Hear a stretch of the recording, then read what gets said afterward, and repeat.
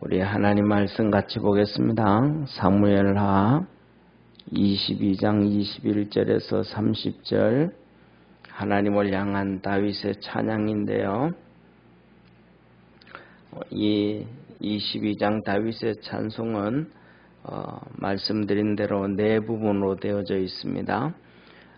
여호와를 찬송하고 구원하신 하나님을 찬송하고 그 다음에 공의로우신 하나님을 찬송하고 그 다음에 능력의 하나님을 찬송하는데 오늘은 다윗의 찬양 네 번째 시간 공의로우신 하나님을 찬양을 합니다. 그런데 말 그대로입니다. 우리 이 속담에 이런 얘기 있죠, 그죠? 공 심은 데 공나고 팥 심은 데 팥난다 그랬던 것처럼 행한 대로 하나님께서 축복하시고 행한 대로 하나님께서 심판하신다라는 그런 내용입니다. 우리 21절부터 그러면 어떻게 다윗이 하나님 앞에 살았는지 하나님이 어떻게 그를 축복하셨는지 한번 같이 보겠습니다. 21절부터 30절까지 한 절씩 교독합니다. 여호와께서 내 의를 따라 상 주시며 내 손의 깨끗함을 쫓아 갚으셨으니 이는 내가 여호와의 도를 지키고 악을 행하여 내 하나님을 떠나지 아니하였으며 내 모든 규례를 내 앞에 두고 그 율례를 버리지 아니하였음이로다.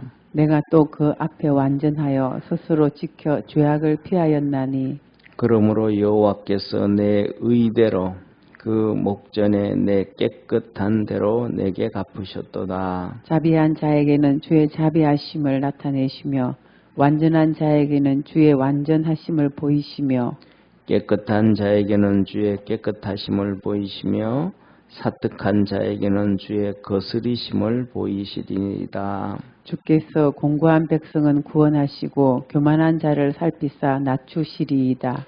여호와께서 주는 나의 등불이시니 여호와께서 나의 흑암을 밝히시리로다. 내가 주를 의뢰하고 적군에 달리며 내 하나님을 의지하고 성벽을 뛰어넘나이다. 아멘. 오늘 여기에 보면 오늘 본문 말씀은 두 부분, 결국은 세 부분으로 나누어집니다. 이렇게 말씀을 하고 계셔요. 다윗이 자기 열심을 다해서 하나님 앞에 의인으로 살았다, 이 말, 신앙인으로 살았다. 그랬더니 하나님께서 그렇게 축복해 주시더라. 자, 그래서 이렇게 말씀을 하셔 보세요.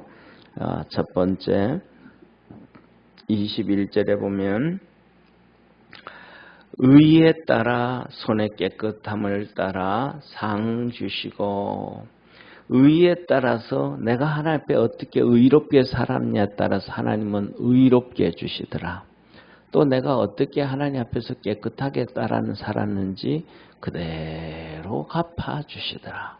우리가 하나님을 믿고 믿음 생활을 하니까 하나님 앞에서 기다릴 줄 아는 우리 축복의 성도가 되기를 축원합니다.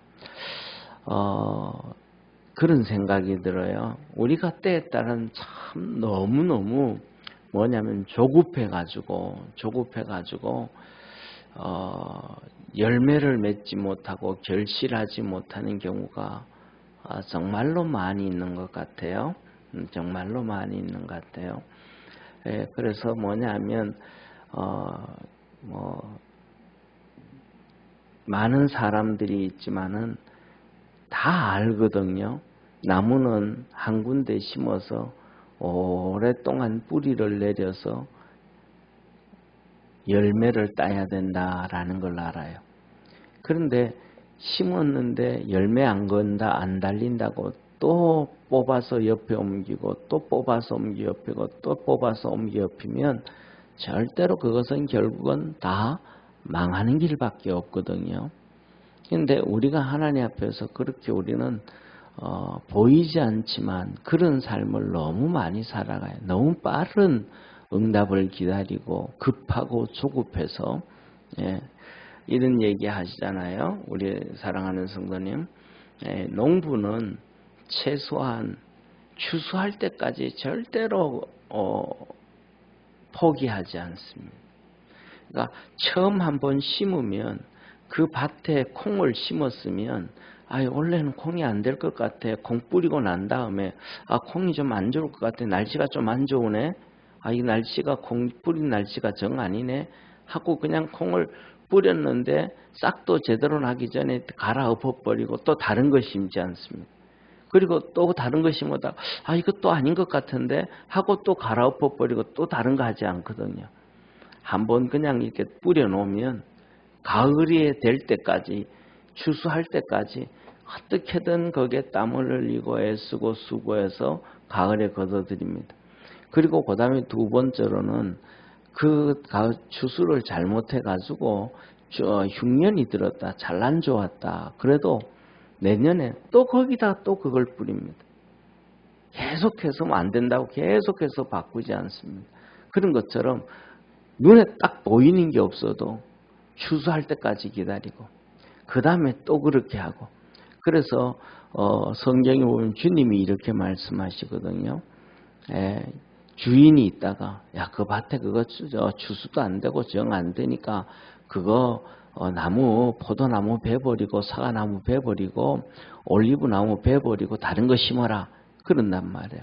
종이 있다가 주인님 1년만 더 기다려 주시죠. 내가 기름 주고 거름 주고 애쓰고 수고하고 한번 해보겠습니다. 또 주인이 비워버려라. 주님 1년만 또 기다려 주시죠. 이게 뭐냐면 농부의 마음이거든요. 그래서 우리가 하나님 앞에 무엇이든지 선을 행하든지 의를 행하든지 믿음으로 달려가든지 하나님의 일하실 때까지 기다릴 줄 아는 주의 성도 되어지기를 축원합니다. 그래서 이어서 이렇게 말씀을 하셔. 22절에 보면 하나님의 도를 내가 지키고 내가 하나님을 버리고 내가 이 악을 버리고 하나님을 떠나지 않았다. 하나님의 도를 지키고 악을 버리고 내가 하나님을 떠나지 않았다. 열심히 주님을 쫓아갔다는 거예요. 그리고 그래갔더니 그 안에서 배울 게 있다 이 말. 하나님의 모든 규례와 율례를 내가 알게 됐다. 하나님을 열심히 섬기기 전에는 하나님 말씀을 열심히 보기 전에는 하나님의 규례와 율례가 뭔지 몰랐는데 그걸 봤더니 규례와 율례를 알게 됐다. 하나님을 섬길 때는 이거는 이렇게 섬겨야 되고 이거는 이렇게 섬겨야 되는구나. 쉽게 말하면 번제를 드릴 때는 이렇게 해야 되고 소제를 드릴 때는 이렇게 해야 되고 그 모든 율례를 알게 됐더라. 규례들을 알게 됐더라. 그래서 내가 그것대로 열심히 했다. 그러면서 내가 스스로 노력해서 그냥 하나님 잘 믿는 환경 주셔서 감사하지. 하나님이 잘 믿는 환경 주니까 내가 믿음 생활하고 또 내 마음이 하나님을 좋아하고 하나님을 섬기니까 내가 그렇게 왔지. 그게 아니고 내 스스로 나를 책찍질했다 이 말. 나 스스로 책찍질하고 그래가지고 깨끗한 대로 그러니까 제약을 피해서 내가 완전해지려고 스스로 다름박질하고 스스로 애쓰고 스스로 믿음 생활 달려갔더니 하나님께서 그렇게 산 대로 나에게 복을 주셨더라. 다윗이 이렇게 믿음으로 달려가서 하나님의 복을 받은 것처럼 우리 믿음의 성도들도 그렇게 달려가서 하나님의 은혜와 복을 받을 수 있기를 축원합니다. 그러면서 다윗이 두 번째 얘기예요. 내가 가만히 봤더니 나뿐만 아니더라. 하나님은 하나님 앞에서 의롭게 산 대로 그 목전에 갚아주시더라. 누구든지 간에 하나님 앞에 어떻게 살아가느냐에 따라서 하나님은 그대로 축복해 주시더라. 자비한 자에게는 자비를 베풀어 주시고 긍휼히 여겨주고 사랑해 주잖아요. 긍휼히 여기고 사랑이 많은 자에게는 하나님도 긍휼과 사랑이 많은 하나님으로 그리고 그 다음에 완전한 자에게는 하나님의 완전하심을 나타내 주시고 깨끗한 자에게 거룩한 삶을 살아가려고 몸부림치는 자에게는 하나님도 그 거룩함으로 그에게 나타나셔서 축복해 주시고, 사특한 자에게는 주님께서 빈틈없이, 오늘 여기 이 사특한 자는 이 27절에 보면 뭐라고 말씀하냐면 주의 거스림을 보이신다 그래요. 거스림. 거스림은 이거는 뭐냐면 빈틈이 없다. 좀 번역이 좀 그런데 빈틈이 없다 그런 말이에요. 다시 말하면 악을 행하는데 악을 행하고 이렇게 하면 그냥 예를 들면 뭐 악을 행하면서 뭐 문서를 조작을 한다든지 사기를 친다든지 할 때 그 교묘함이 있잖아요. 그죠? 악함이 있잖아요. 그런 것들을 하나님이 잘 보시고 하나님께서 그가 도망가지 못하도록 빈틈없이 하나님께서는 그에게 심판하시는 하나님이시더라. 그 악한 대로 했는데 어떻게 하나님 그걸 다 알고 그런 얘기하죠. 그죠? 밤에는 뭐 이렇게 쥐가 듣고 밤에는 낮에는 새가 듣는다 이런 것처럼 아무도 모르게 한 것 같은데 하나님 그걸 다 알고 그대로 갚아주시더라.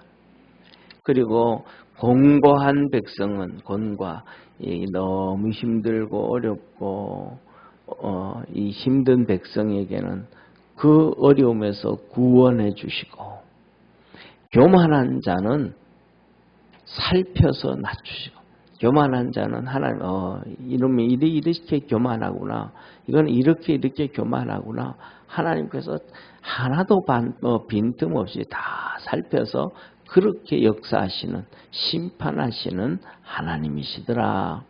그래서 자기에게도 하나님은 자기 행한 대로 축복해 주셨고, 그다음에 모든 사람들에게도 다 그렇게 살아간 대로, 행한 대로 심판하시고 나타나시고 축복해 주신 하나님이더라. 그래서 이 하나님은 내가 어떻게 하냐에 따라서 하나님은 그대로 나타나 주셨고 함께 하셨던 하나님이다. 그래서 이 하나님은 어떤 하나님이냐? 내가 달려가는 길에 흑암을 밝게 비춰주시는 등불이다. 등불이다. 우리가 뭐냐면 어디 갈 때마다 밤에는 캄캄할 때 가면 불을 비춰가면서 앞을 이렇게 확인하면서 가잖아요. 그런 것처럼 하나님은 내 인생에 흑암을 비춰주시는 등불이 되신다. 그냥 삶에서만 그런 것이 아니고 하나님은 어디에서 나와 늘 함께해서 전쟁에도 함께하셔가지고 전쟁에 함께해서 내가 그 하나님이 그 전쟁에서도 그 날아오는 화살이 있잖아요, 그죠? 그 화살을 피해갈 수 있도록 하나님이 나를 지켜주시는 하나님이라.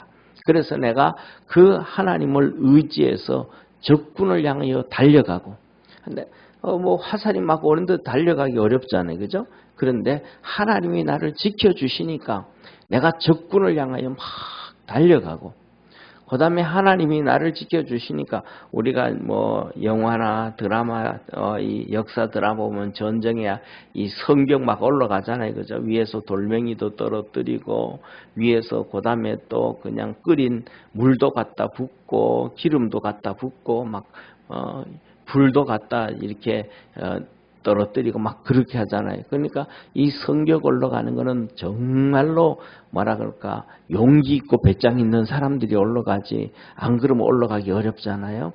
그런데 하나님을 의지해서 그 성벽을 내가 뛰어넘어 다닌다. 내게 우리가 그 하나님을 의지해서 살면 그 믿음이 그 화살을 향하여 뛰어가고 위에서 떨어뜨리는 그 불과 바위와 물과 끓는 물과 이 가운데서도 내가 앞장서서 뛰어가고 넘어갔다. 그런데 하나님은 그때 다 지켜주셨다. 이 말씀을 하면서 우리가 잘 아는 것처럼 이사야서에 기록한 데처럼 하나님이 이렇게 말씀하시죠. 너희가 물 가운데로 지날지라도 침몰치 못하고 불 가운데서도 사르지 아니하리라 하셨던 말씀을 다윗은 자기의 삶을 경험을 빗대어서 하나님을 찬양합니다. 우리가 저는 이런 다윗의 찬양, 이런 사람들의 이 찬양을 이렇게 보다가 보고, 그 다음에 보면, 야, 어떻게 이렇게 표현할 수 있을까? 우리가 살아가면서도 똑같이 하나님이 이런 은혜를 주셨고, 이런 축복을 해주셨는데, 이런 표현하기가 참 쉽지가 않거든요. 그런데 이런 표현을 또 해요.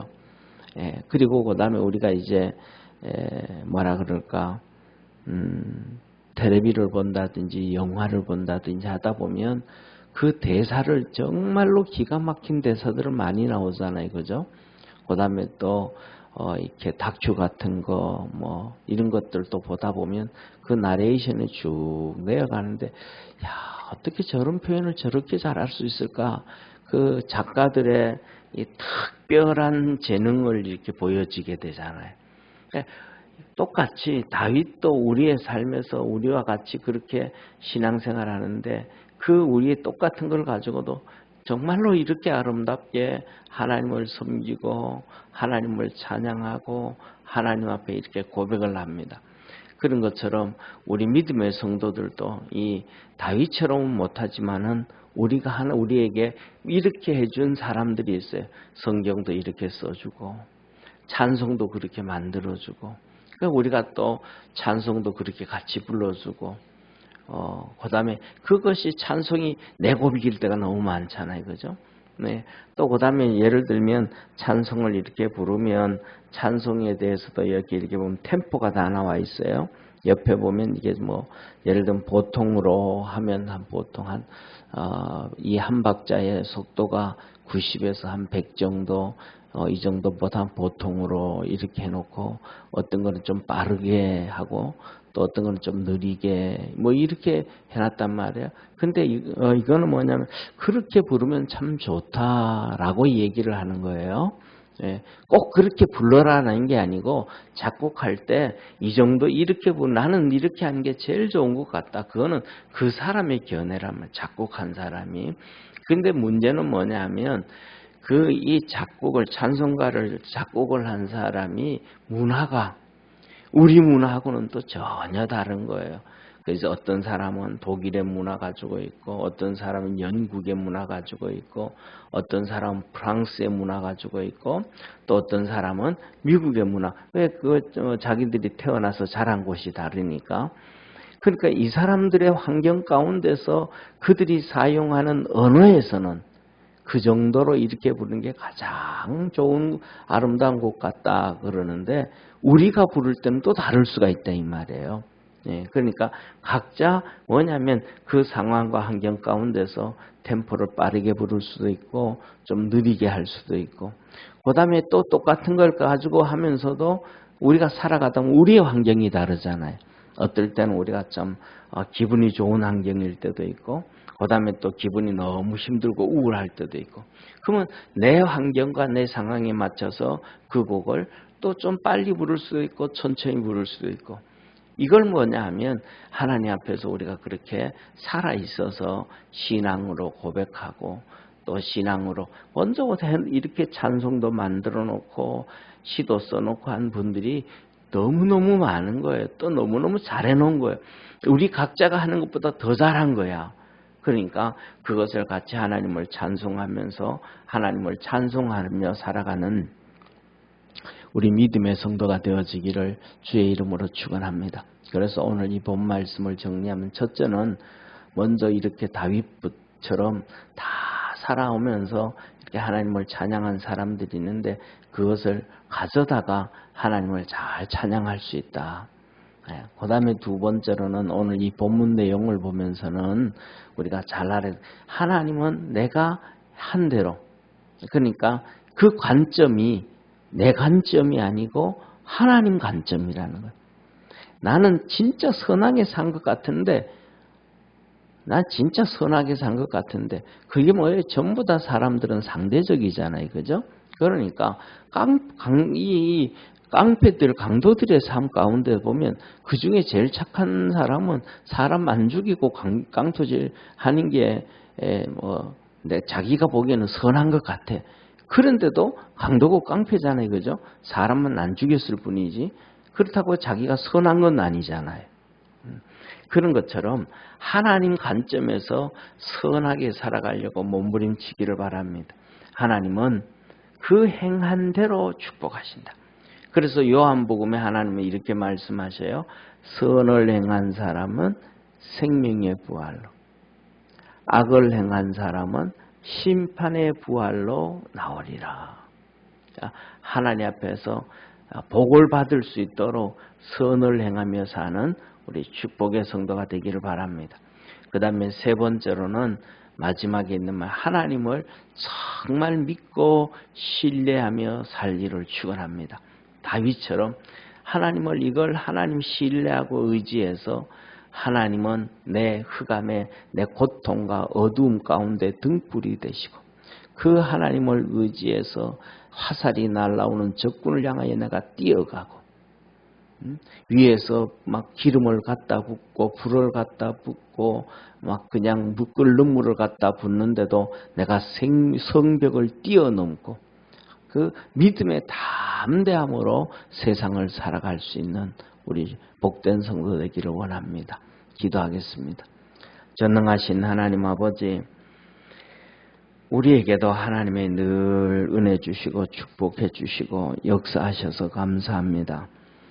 우리 그렇게 살아갈 때 나는 이런 상황 가운데서 하나님 앞에 어떤 신앙 고백을 하고 어떻게 찬양을 할까 잘 모르지만 먼저 거기에 맞는 찬양 고백할 수 있도록 찬양을 해놓은 이렇게 곡을 작곡을 하고 했던 사람들이 많습니다.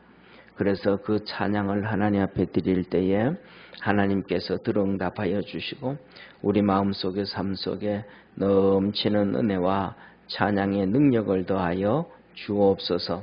오늘 다윗을 통해서 말씀하신 것처럼 아버지 하나님, 우리가 믿음 안에서 열심히 살아가려고 합니다.